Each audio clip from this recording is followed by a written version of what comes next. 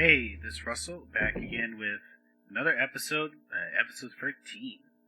Yeah, I'm here after, so for me, it's a little bit different, I guess, than for you guys, because, I upload them weekly, but, yeah, for me, last time I recorded this was, like, 3 or so weeks ago,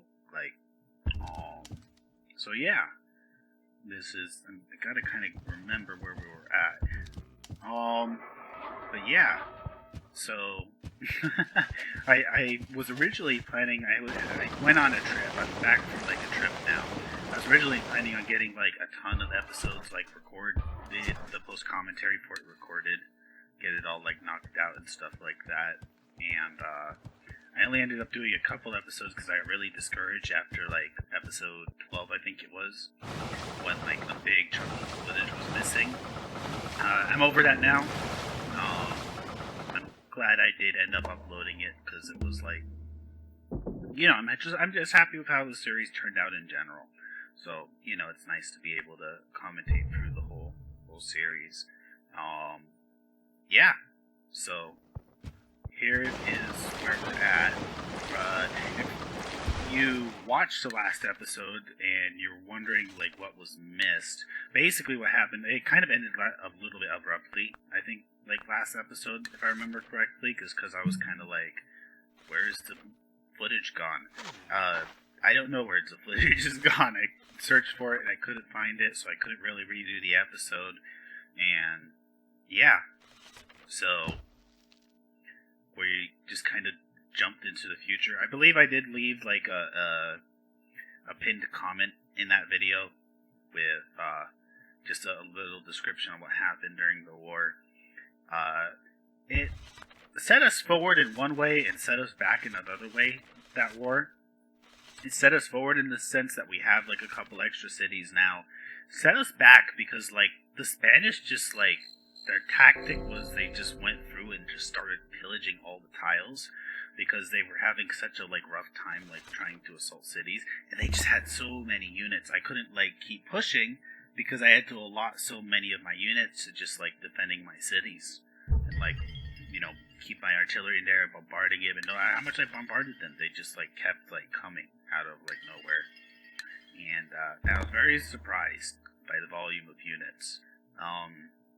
And it is, you know, I don't want to say, like, I'm a noob at this game, because, I mean, I played it, like, a while back. I still know, like, a lot of, like, the mechanics of it and stuff like that from when I used to play it, and I'm relearning a lot of the mechanics thanks to, like, people in the comments section and stuff like that. But, yeah, like, the amount of units that just poured into my land from, like, the Spanish just surprised me. And also the amount of, like, defense they had to and everything in a lot of their cities and how well, like, they were to respond. And the fact that, like, you know, their cities, I guess, had barracks, I think it was the building. I'm not sure what the building is, but, like, there's, like, a building when you build it. Your units, like, instant healed, like, so yeah, it was a rough war. But I came out 2 cities ahead. All those tiles can be rebuilt, and I still have a big army. So things are still looking pretty good. I don't really plan on targeting the Spanish now, because it was, like, scary. All the units that came in, it just flooded everything. And so I'm looking at a different target now. A target that doesn't look nearly as defended. You can kind of guess. Well, I'll tell you what I'm planning. So I'm planning on hitting the Koreans next. You know, they have those cities there. Those cities have been taken over, like, a couple times, so they're obviously pretty lightly defended. And yeah, so those Korean cities are just kind of what I'm thinking of going for next at this point in the campaign. And yeah, so that's the plan. You can see I'm starting to transport some dudes over. And yeah. So, yeah, I went on a trip. It my microphone quality sounds worse. This is like, so what happened was I went like on this trip and I had to bring like 2 laptops. I had like my wife's laptop and my laptop over in like the same bag, and I have like a backpack that like, you know, has like those pockets for putting laptops in. It's my carry-on bag, like for like the plane, and like, you know, on one end of the backpack is like the one hole for like the laptop, and the other end of the backpack is like the other hole for like the laptop. The pocket would be the word. And so I put like the laptops like on either side. And then I pretty stupidly put like my headset, like in the middle of the bag. And because of that, like the first like leg of like travel, my headset was just like kind of being crushed between 2 laptops. And I realized this later on, so like when I boarded like another flight later on, like I just carried my headset like around my neck. But by then, I think the damage had been done, because when I was using my headset later, I noticed there was like this horrible buzzing sound. So I've messed with it with an equalizer a bit. The buzzing sound for the most part has pretty much gone away. And when I move the wires, sometimes it will like come back like a little bit more, and then, you know, it'll go away again as like the wires like go back to where they were. So it might be like a problem with like the cable. It might be like a problem with like, you know, the piece that I don't know what the problem is with the headset. Maybe you don't hear the buzzing sound right now. If I was to like move my headset around a lot or like push on the cables a bit and stuff like that, it becomes a little more apparent. I was able to drown out pretty much all of like it in the equalizer. It just makes my voice sound like a little bit different than before. So yeah, it might sound a little bit awkward now with my headset. Not sure if you would have liked the changes, but yeah. If you do hear like buzzing like at certain times in the video, what happens usually is like what's the word for it? Like sometimes like I'll get like so into like a game or something like that like I'll like move my head around or like push my arm against like the wire, and you know the buzzing sound will come back a little more because like things have like changed. So yeah, the buzzing, there might be a buzzing sound that like comes and goes occasionally in the commentary or something like that. So yeah, hopefully you guys can bear with the terrible mic quality. I don't have like a place where like I can buy like a new headset right now where I'm at. And even if I did, I'm not sure I would even do it. I don't know, we'll see. I just recently did like another round of changes with like the equalizer to make it sound a little bit better. So hopefully I can just keep using this headset and it won't sound too bad. So back to the game. I'm rebuilding like a ton of these tiles that were like pillaged. You know, I got some like culture buildings in the cities that I captured, so that they're able to push back. Culture flipping is like a thing in this game. I think it can be disabled, and actually I'm not sure if I disabled it. I think I didn't disable it though. I usually like to keep it enabled just because, as stupid as it can sometimes be, it is a mechanic of the game. It is something that, like, you know, if I want the full experience of the game, they can keep like culture building on. But yeah, if you don't build culture buildings, like cities with a lot of culture will push on it, and eventually like your city will just automatically flip to like the other person's country. So it's pretty important to build those like right away as soon as the city's taken over. I found when I don't do that, I always end up regretting it. So I kind of prioritized that when I took over the cities. So yeah. And got some dudes. They're all chilling in different places. places. And people are moving. You can see what I'm kind of preparing for. Like I said, Korea is kind of where I've got my eyes on now. And yeah, just moving people back and forth. There isn't too much left of this series. I think like maybe there's like 5-ish more episodes till we're getting to the end. We're getting kind of to the later end of the game. I think so far in all my series, I never really did much early war. I kind of left the war to like this part of the game. So far at least, I should probably maybe be more aggressive in other games in the future. We'll see. I actually started playing another Civ free game the other day. I had like the idea, I think I mentioned it in a video before, of just playing completely random. I was thinking for a while maybe to just do like a random Civ and a Pangea map. Is it called Pangea in this? I think it's called Pangea. It's like the map where like it's all like one continent, where all the Civs are all just like on one massive continent. I was thinking of doing that for a while because that's like the one map type I haven't played yet on YouTube. But I ended up doing both a random Civ and a random map gen, like completely. So yeah, that's pretty cool. I am about like a fourth of the way through that game. I'm not sure if I'll be completely finished with that game before this series is over. Just because I haven't had time to play it in the last couple of weeks.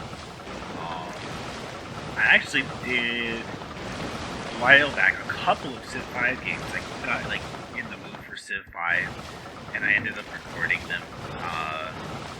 So I have a couple of Civ 5 games I want to eventually upload to YouTube. And I'm not sure how I'm gonna do that yet. Like I'm definitely gonna do a close commentary like this one. Like I really like this style for Civilization.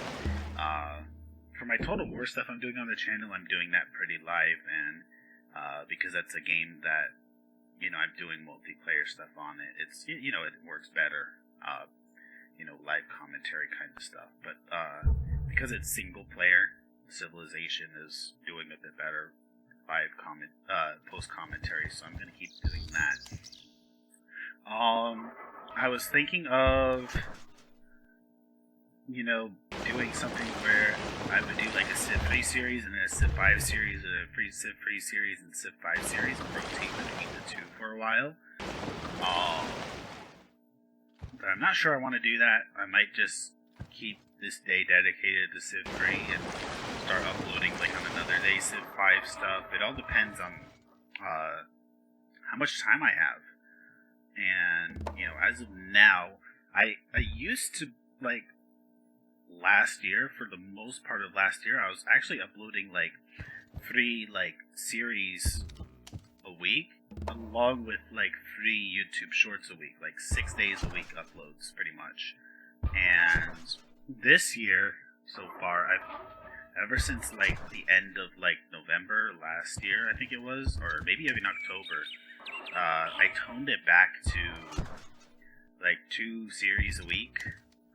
Which right now has been Civilization and Total War, and then Civ 3 and Total War, and then 1 to 2 shorts a week, depending on, you know, how I'm feeling. Just because things got more hectic at work and stuff like that. A lot of like life circumstances that kept me from being able to play games and stuff like that. And also, I guess, you know, the quality of the videos have gone up just ever so slightly, especially on the Total War stuff. I'm actually like going through with like editing, like putting in music and stuff like that, and cuts. So yeah.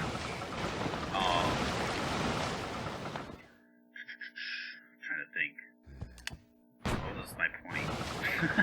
I'm a little scatterbrained today. I came off a very long shift. I haven't had a lot of sleep recently. But I was really in the mood to start recording these again. Like I said, I'm pretty happy with how this game turned out. And while I was discouraged for a couple weeks there after losing like footage and stuff like that, I've kind of gotten over going to record these again.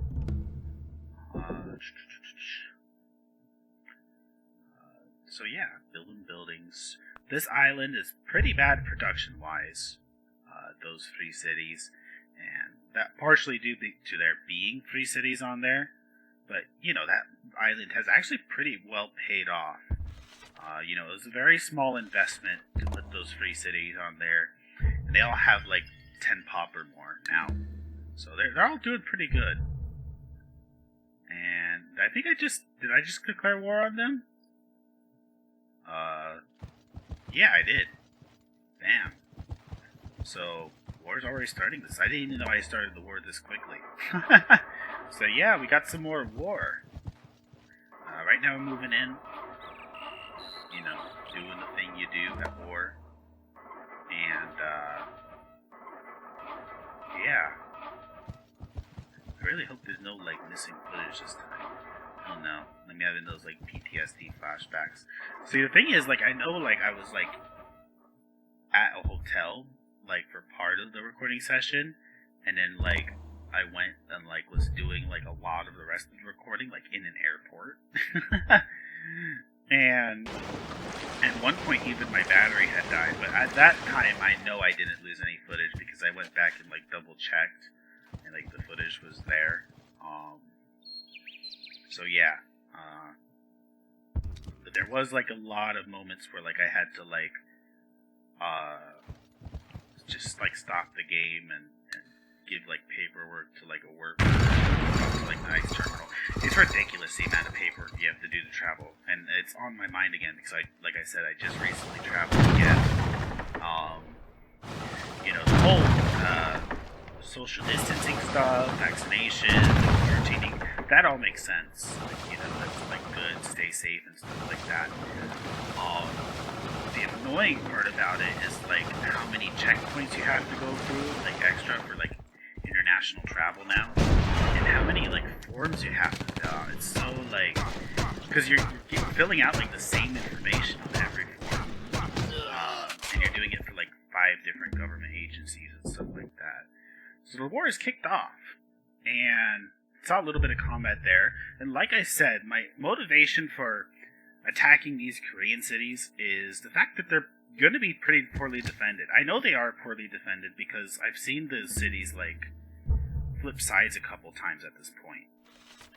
I'm double checking the stats. I see it has like 10 defense, and it's giving me a little bit of worry, the infantry. But I do have artillery, I do have numbers, and like I said, I know this is pretty poorly defended. So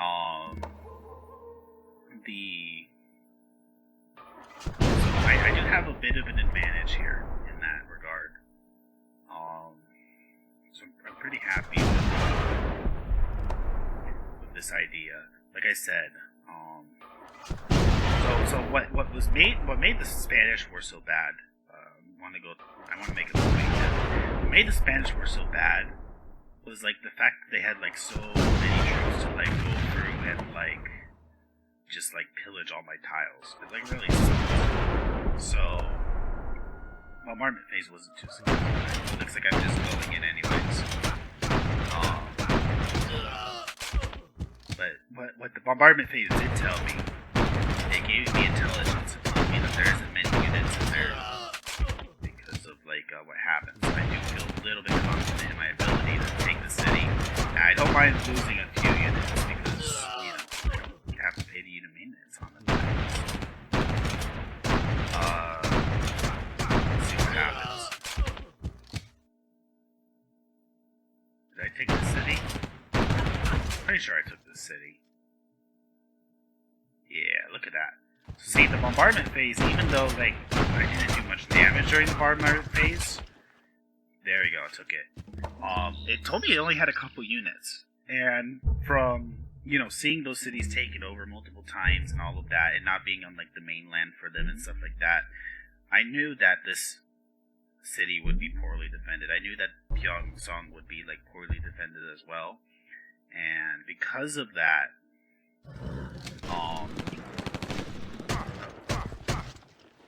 that was such a good engagement. Because of that, you know, I know I could get away with attacking these cities without much consequence. whole idea being, let's see how this one goes. So this is using like an offensive unit to attack them.